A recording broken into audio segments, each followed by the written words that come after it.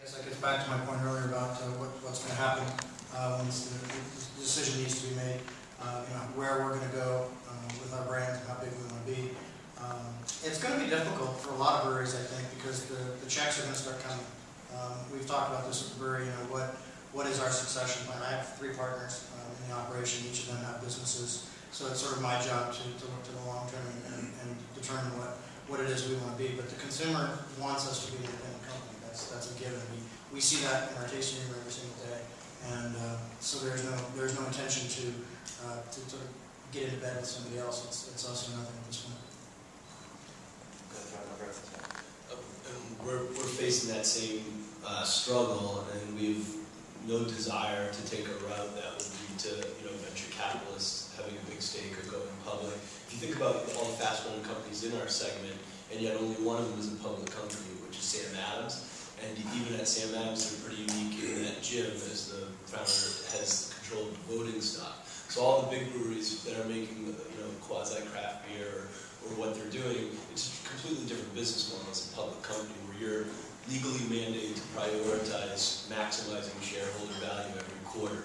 All of us are mandated, emotionally to make amazing beer every quarter, and that's our objective. So they're totally different business models. But ours is a very bricks and mortar intensive business, just like their business model is, which means that it costs a lot to grow. It's not like computers where you come up with an awesome idea and it's just totally infinitely scalable. It's stainless steel and bottom lines every year. So for us, we've kind of come to a point where we know we can only grow about 20% a year, and it's a wonderful luxury to be able to say that, but it's below demand and it does frustrate markets. We've talked about that, but there's a reason we're not growing faster, and it's because we don't want to grow out of our own control.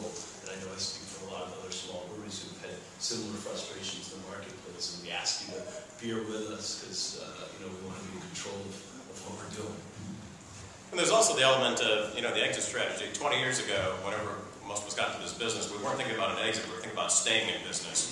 And the time for planning your exit was when you get into it. So what we've seen is, as we're here, as 20 years later, some companies have excellent succession plans in place, others don't. Fritz Maytag had, his option to exit was to sell his company. So I think more and more, one of the hot topics in the industry is what is the next generation, so we can preserve this independence and preserve the legacy that's been created over the last 15 or 20 years. It's great to have that problem. It's great that we're all here talking about it today. My family's the way my exit plan is the pine box, but I've got 3 children, and they're involved in various disciplines in the brewery, and so my hope is that great examples. Sierra Nevada, Yingling, these are great examples of families that are passing it on to the next generation. Some of those breweries don't have that option, and that's, I think, going to force some consolidation or some sale of the companies.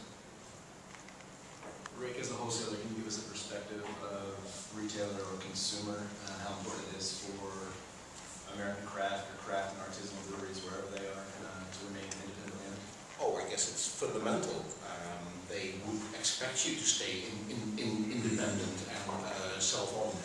I guess the trend in America will not be that much different from what you see in Europe now, where there is a increasing resistance and distrust towards industrial producers. So the moment a craft brewer sells out to an industrial conglomerate, it will probably mean that 80% of the loyal followers will immediately drop it. I'm pretty interested to see what will happen with Goose Island, for example, or I'm not sure if you can already say something about it. But parallel to that trend, you can already see now in Europe that some of the larger craft beers that we would have locally, and by craft, European definition is pretty simple, meaning not pills. Brands like Palm, for example, or Duvel are reaching that point where people are beginning to get slightly bored with them really, and don't even view them anymore as a craft beer. Hoegaarden, which probably is one of those mystical brands that broke ground in our part of the woods, but is these days considered to be just one of the big guys.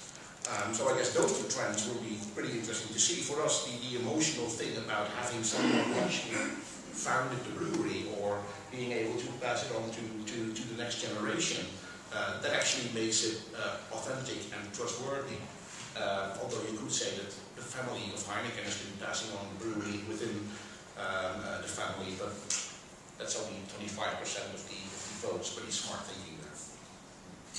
We talked briefly about the whole winification of beer, and I think that's one of the things that we're going to be paying attention to from our end of things, is that if beer goes big and goes grocery store, goes grocery the way that it could, and I mean this in sort of that wine model, which is there's a lot of consumers that buy bottles of wine from wineries that really are labeled more than anything. When we talk about beers being brands, we often speak of wine being about labels, and the Madavi family doesn't own Madavi Winery anymore. And so there's this big notion that beer could become something like that, where you don't fundamentally need to have a connection to the consumer if the consumer waives their right to that. And it certainly has been done on some of that wine level. When you walk into a grocery store and there's 400 different bottles of Merlot, they don't really give a crap about who family, what family made it. They're just looking for the price and the bargain at that point.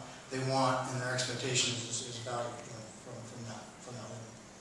That's an interesting point, because the chains, the convenience stores picking up craft beers, you're starting to see Amberlager and Pale Ale become more mainstream. That both drives growth and drives us to continually experiment and come up with exciting stuff, because if you now have craft beer drinkers drinking Amberlager for 3 years, they're ready for something different. They're ready to move on to something more experimental.